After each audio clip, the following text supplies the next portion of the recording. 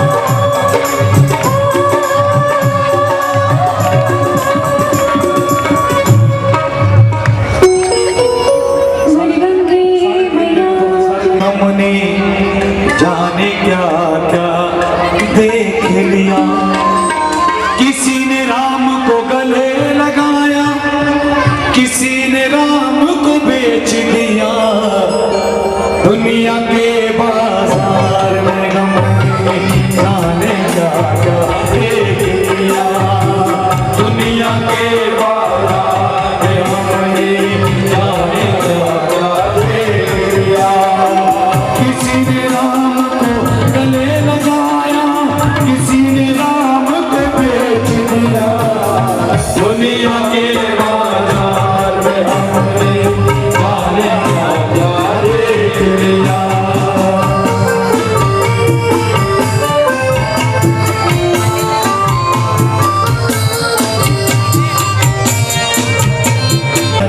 और कहता राम की पहली गंगा में मन में मैल भरा, और कहता राम की पहली गंगा में।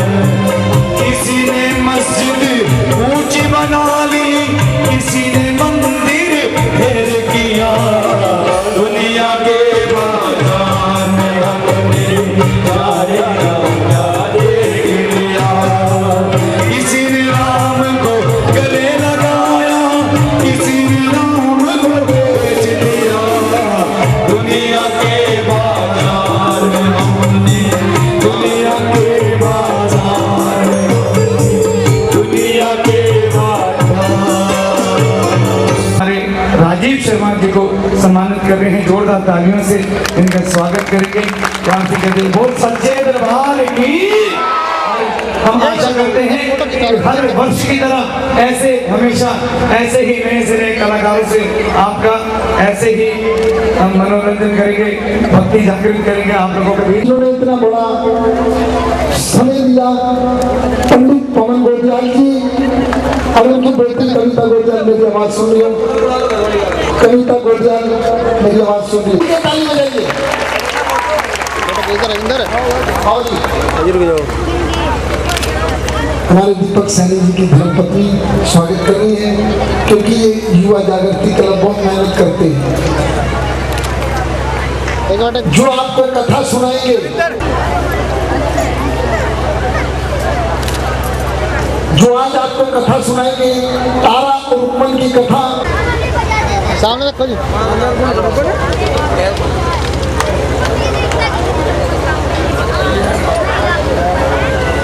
और शुक्रगुजार हूं मैं अपने म्यूजिशियन कलाकारों का बहुत, और पावर साउंड जिनका ये भवन बहुत सुंदर, और सच्चे दरबार की।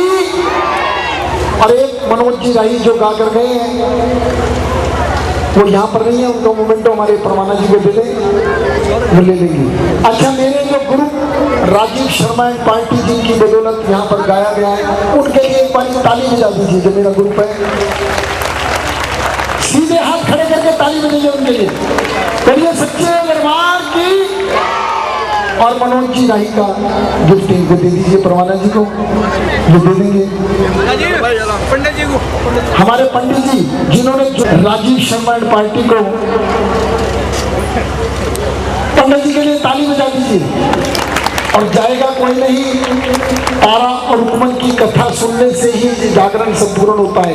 आज 14 का दिन है, जिन्होंने नारियल चढ़ाना है नारियल चढ़ा सकते हैं। जो ससुबारिया लोग लाठी माता दी, तेरे बच्चे आने शीश चढ़ाओ, चढ़ाओ जी चढ़ाओ, तेरे बच्चे आने शीश चढ़ाओ, कि तेरे बच्चे आने शीश चढ़ाओ।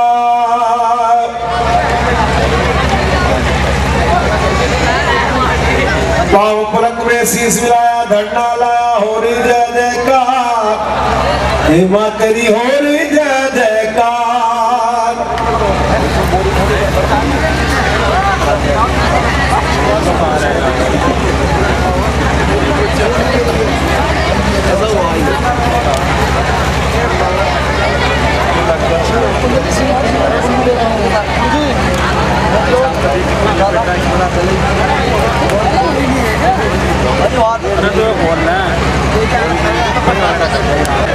जिन सज्जनों के पास नारियल नहीं है वो इस बात का संकोच ना करें।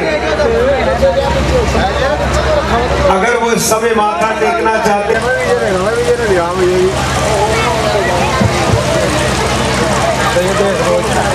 जो सज्जन भेंटा चढ़ा चुके उनसे प्रार्थना है, जिन सज्जनों ने भेंटा चढ़ा ली है, अपना अपना नारियल रखना चाहते कि रखने, वरना अपने पास रख के देवी माँ के चरणों में बैठ जाए और कृपया शांति का दान दे, क्योंकि अब तारा रोपण की कथा हम शुरू करने लगे हैं।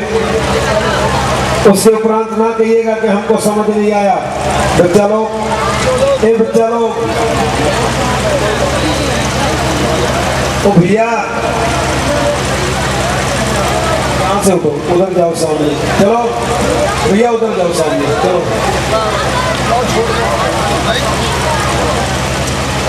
आओ जी, अपनी पूरी कमेटी को लेकर के यहाँ बैठो, इधर बैठो, उधर बैठो, कहीं भी बैठो, सब का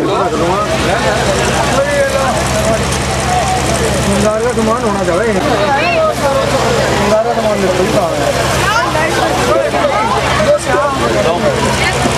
जाना तो चाहो ना अंदर सामान खोल कर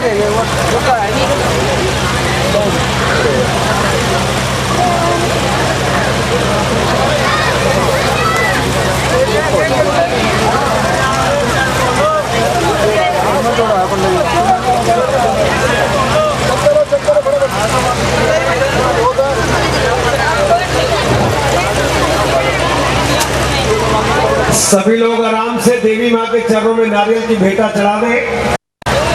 लेडीज एक साइड हो जाए और मर्द एक साइड हो जाए तो अच्छा रहेगा।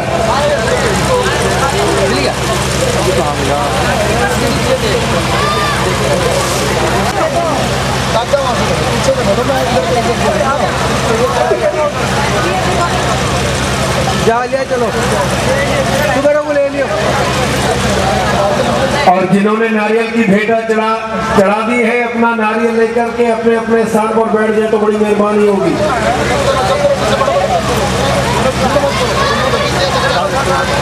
जो लोग नारियल की भेंटा चढ़ा चुके हैं उनसे प्रार्थना है अपना अपना स्थान ग्रहण कर लें। सभी लोग अपने स्थान पर बैठे।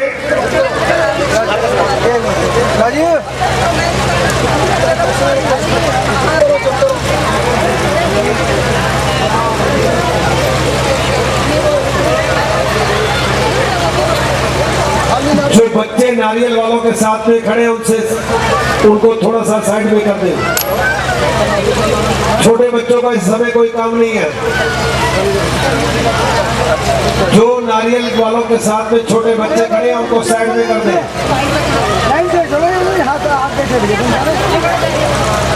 ओ भाई, ये तो बाद में जब प्रसाद है कथा नहीं, जब ये नहीं नारियल बाद में नहीं, वो बाद में नहीं हो हमको पहले बता के बाद दियो पंडित जी, पंडित जी भी रहने दो, बता के बाद दियो, रहने दो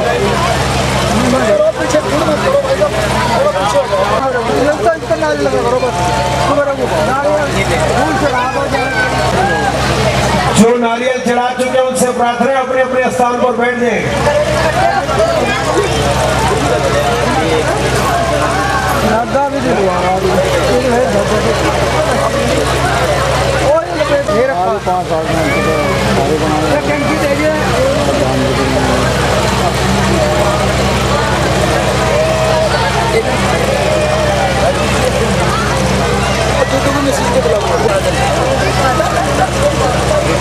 हाँ जी,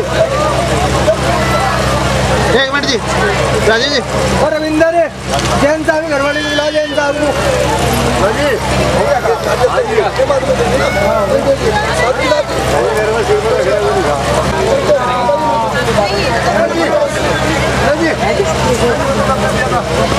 में भी काफी समय लगेगा।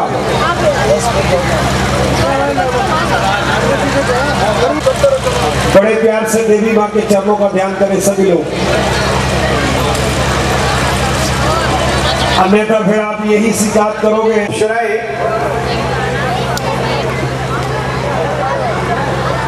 राजा इंद्र की सभा में सत्युग के समय में राजा इंद्र की सभा लगती थी और उस सभा के अंदर सभी देवगण राजा इंद्र के अखाड़े की दो अप्सराएं, दो परियां, बेटा बैठ जाओ, इधर बैठ जाओ, खड़े मत हो, थक जाओगे।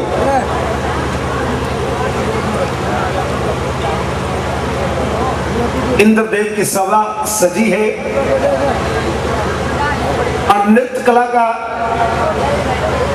प्रोग्राम जारी है। दोनों नर्तकियां नाच नाच कर देवताओं को और भगवान इंद्र को खुश किया करती थी, उनको खुश किया करती थी, खुशहाल करती थी, फिर उनका आशीर्वाद दिया करती थी और अपनी जीवन व्यतीत करती थी। बोल सच्चे दरबार की। एक का नाम रेणुका और दूसरी का मेनका। रेणुका और मेनका दोनों अप्सराएं, दोनों नर्तकियां, दोनों नृत्य कला में संपूर्ण थी। उनका सिर्फ यही काम होता था कि देवताओं के अखाड़े में, उनकी सभा में जाके नृत्य कला दिखानी और उनका मन खुश करना और उनका आशीर्वाद प्राप्त करना। इसी तरह से एक समय इंद्र की सभा सजी हुई है। इंद्र की सभा सजी है और दोनों नर्तकी नृत्य कला में लीन है, नृत्य कर रही है। नृत्य करते करते ना मालूम किस बात कि छोटी वाली जो थी मेनका, उसकी हंसी छूट जाती है, उसकी छोटी सी हंसी छूट जाती है। उसे देख के बड़ी वाली भी हंसने लगती है, जिसका नाम मेनका होता था। और हंसने का आलम ये हुआ कि इतनी तेज तेज हंसी, वो इतना जोर जोर हंसी, इतना हंसने में लीन हो गई कि उनको यही नहीं पता कि हम नृत्य कर रही है या हंस रही है। हंसते हंसते आप बात भी कर ले, मुझे इतराज नहीं है, आप लोग बात करें लेकिन आवाज अपने तक रखें।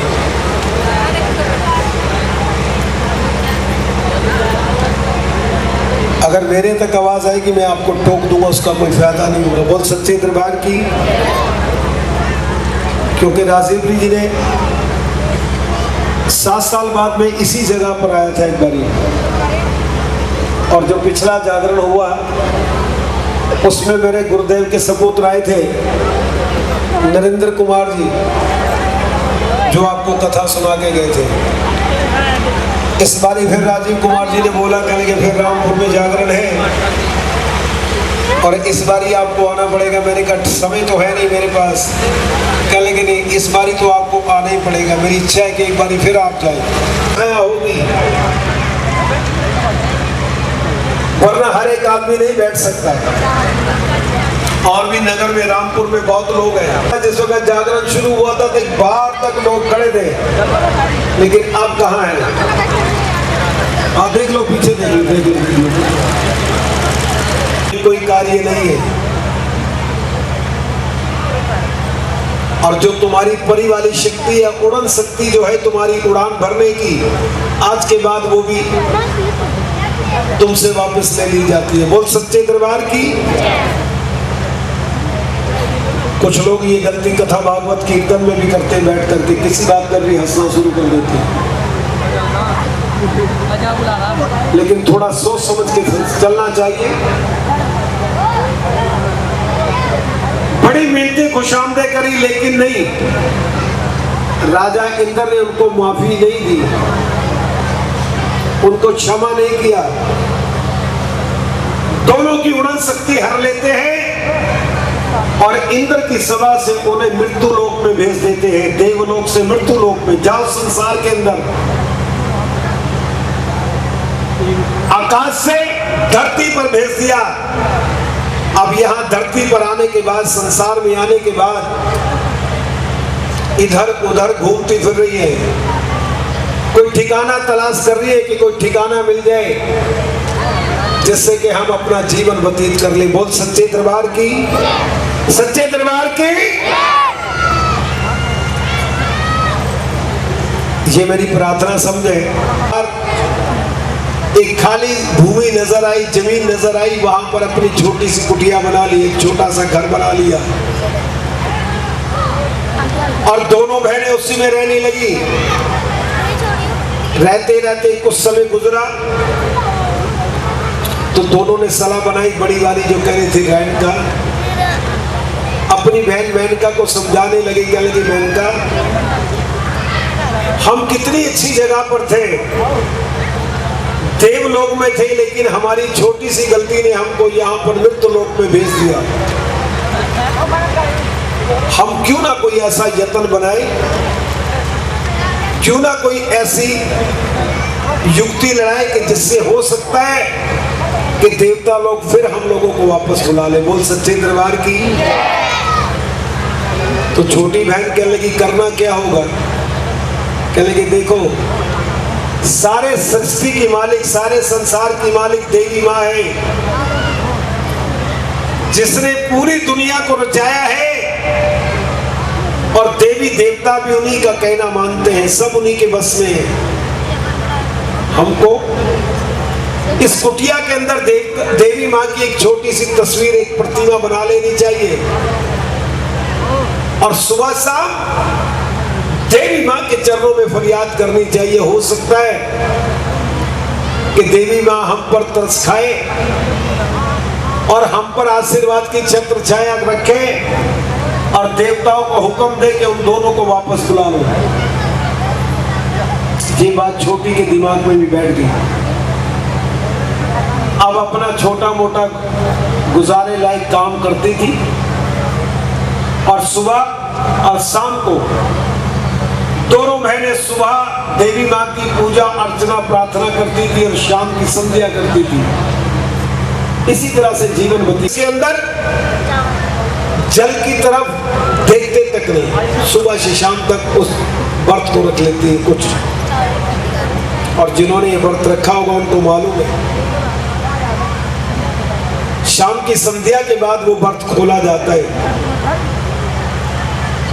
दूसरे दिन दोनों बहनों ने स्नान किया सुबह सुबह और स्नान करने के उपरांत देवी माँ के चरणों में पूजा अर्चना की और पूजा अर्चना करने के बाद मुख में दोनों ने व्रत रख लिया। बोल सच्चे दरबार की।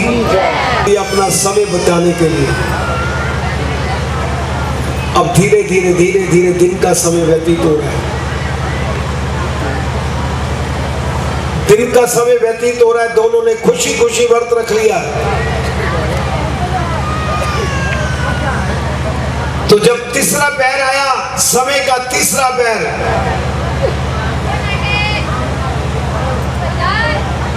अरे भैया ओ भैया चली जा, तब तक मैं व्रत की तैयारी कर लेती हूँ, पूजा पाठ की सारी सामग्री तैयार कर लेती हूँ। और तू बाजार जाके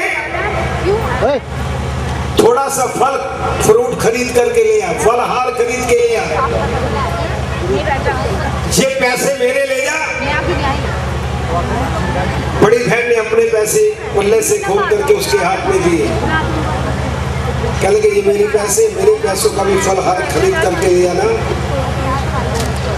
और तेरे पैसे तेरे पास होंगे। कह लगे बिल्कुल है। कह लगे दोनों का फलहार आ जाएगा तो दोनों व्रत खोल लेंगे। बोल सच्चे दरबार की। अब छोटी बहन बाजार चली जाती है और बड़ी बहन इधर व्रत की तैयारी करना शुरू कर देती है। छोटी बहन मार्केट के अंदर सारे में घूमती है, पूरे बाजार में, इस बाजार से उस बाजार में, इस बाजार से उस बाजार में घूमती फिर रही है। कुछ देरी के बाद सोचा कर लेंगे मुझे जल्दी घर भी जाना है, व्रत भी खोलना है।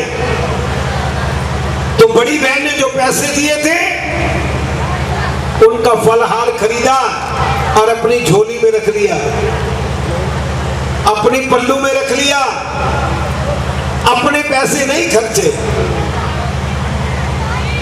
अपने पैसे हाथ में रखे, फिर बाजार में घूमना शुरू कर दिया। अब बाजार में घूमते घूमते एक अजीब सी सुगंध उसकी नाक पे चढ़ने लगी। वो सुगंध ही कुछ अजीब सी थी। अब जिस वक्त उसकी नाक में वो खुशबू, वो सुगंध आने लगी, तो सुगंध को सूंघने के बाद वो चलायमान हो गई, परेशान हो गई। जिधर से वो सुगंध आ रही थी उसी बाजार की तरफ जाने लगी। चलते चलते चलते काफी दूर चली तो देखते ही क्या है कि उसी बाजार के अंदर एक नानवाई, पंजाबी में कहते हैं उसको नानवाई, हिंदी में बोलते हैं, एक सज्जन एक भट्टी के ऊपर कोलों की आग में मांस को भून रहे हैं और मांस को भून भून करके लोगों को पत्ते में रख रख के दे रहे हैं, उनसे पैसे लेकर के। इस सुगंध ने उसको परेशान कर दिया। जाकर के उसकी दुकान पे खड़ी होगी, अपने पैसे उस भाई के हाथ में रखे और पत्ते में मांस लिया और कुछ आगे जाकर के वो सारा मांस खा ली। बोल सच्चे दरबार की। ये ख्याल नहीं रहा कि मैंने मुंह में व्रत रखा है। अब जिस वक्त तसल्ली होगी, मन की इच्छा पूरी होगी, क्योंकि ये मन जन्म तेरा नीचों में होगा, बोल सच्चे दरबार की, तो नीच यूनी में जाएगी। साफ दे दिया क्रोध के बारे में। तेरे साथ साथ मेरा भी बर्थ खराब हुआ है और तेरी वजह से देवलोक से हम पृथ्वी लोक पर आ गए। तू ना हंसी ना मेरी हंसी छूटती, और आज भी तूने वो करा जिसकी मुझे उम्मीद नहीं। अरे ये तो सोच लेती कि आज का मौका कितना अच्छा था, ये समय कितना शुभ था हमारे लिए, हमारे 100 जन्मों के गुनाह माफ हो जाते आज। और तूने क्या किया कि अशुद्ध चीज का सेवन कर लिया, मुंह में व्रत रख के। बड़ी बहन ने छोटी बहन को साफ दे दिया। कुछ देर बाद बड़ी बहन ने फिर स्नान किया। स्नान करने के बाद में सारी सामग्री देवी माँ के चरणों में रख के और पूजा पाठ करके अपना व्रत खोल लिया। बोल सच्चे दरबार की। सभी ने एक सलाह बनाई, कहने कि इस भयंकर आपदा से हमको एक ही शख्स बचा सकता है, आदि शक्ति भवानी देवी माँ। हमको देवी माँ का यज्ञ करना चाहिए। और जब जब विपदाएं आई है, जब जब संसार के ऊपर मुसीबतें आई है, तो विद्वानों ने आदि शक्ति महामाया का यज्ञ किया है, देवी माँ को प्रसन्न किया, क्योंकि ये सारा संसार ही देवी माँ ने रचाया। बोल सच्चे दरबार की। सभी का एक ही मत बन गया। सभी ने उस यज्ञ की कामना कर ली, यज्ञ रचाना है। समय, तारीख, दिन, बार सब सच गया। यज्ञ का समय रखा गया, दिन रखा गया, जगह का इंतजाम किया और एक बहुत बड़ी सी यज्ञशाला बनाई। यज्ञशाला बना के हवन कुंड बनाया और उसके बाद सभी ने अपने अपने शिष्यों को हुक्म दिया, अपने अपने सेवकों को हुक्म दिया कि आप लोग चारों दिशाओं में जाकर के सभी संत महात्मा ऋषि मुनि तपस्वियों को इस यज्ञ की खबर दे दो, इस यज्ञ का न्योता दे दो, निमंत्रण दे दो कि आप सभी ने देवी माँ के इस यज्ञ में शामिल होना है। और मंत्रों द्वारा संसार की भलाई के लिए यज्ञ करना और यज्ञ करने के बाद में आहुतियां डाल दिया। बोल सच्चे दरबार की। सभी लोग अपनी अपनी दिशा में निकल गए। कोई पूरब चला गया, कोई पश्चिम, कोई उत्तर, कोई दक्षिण, और सभी को न्योता दे के समय से वापस भी आ गए। मार्कंडा ऋषि को उस यज्ञ में आने का न्योता नहीं दिया, उनको नहीं बुलाया गया। अब ये ना मालूम जानबूझ के या वो भूल गए। ऐसा कोई प्रमाण मुझे किताबों में मिला नहीं जो मैं आपको बता देता। किताबें मैंने बड़ी पढ़ी इसके लिए, लेकिन ऐसा प्रमाण नहीं मिला। इन दो बातों में से एक ही बात हो सकती है, या तो वो भूल गए या फिर जानबूझ के उनको नहीं बुलाया। लेकिन उस यक्का ऋषि मार्कंडे तक खबर जरूर पहुंच गई। कह लेंगे संत महात्मा ऋषि मुनि सारे तपस्वी लोग। उसके नीचे भट्टी बनाए रखी है, चूल्हा बना रखा है और कढ़ाया रखा है, उसके अंदर खीर का प्रसाद बना रहे भगत लोग। बोल सच्चे दरबार की। सब कुछ देख लिया उन्होंने। मन में दूसरा विचार आ गया कि हमने तो ये यज्ञ संपूर्ण नहीं होने देना है। वहां से आकाश की ओर उड़ जाते हैं और आकाश में उड़ते उड़ते जंगल की ओर चले जाते हैं। घोर बियाबान जंगल में जाने के बाद ऊपर से नजर दौड़ाते तो देखता है कि धरती के ऊपर एक काला नाग विशैला साहब भागा हुआ जा रहे हैं। ऋषि मार्कंडे जल्दी से नीचे उतरे और नीचे उतरने के बाद उस सांप को अपने पंजों से मारा, अपनी चोंच से मारा, अपनी शक्ति से मारा।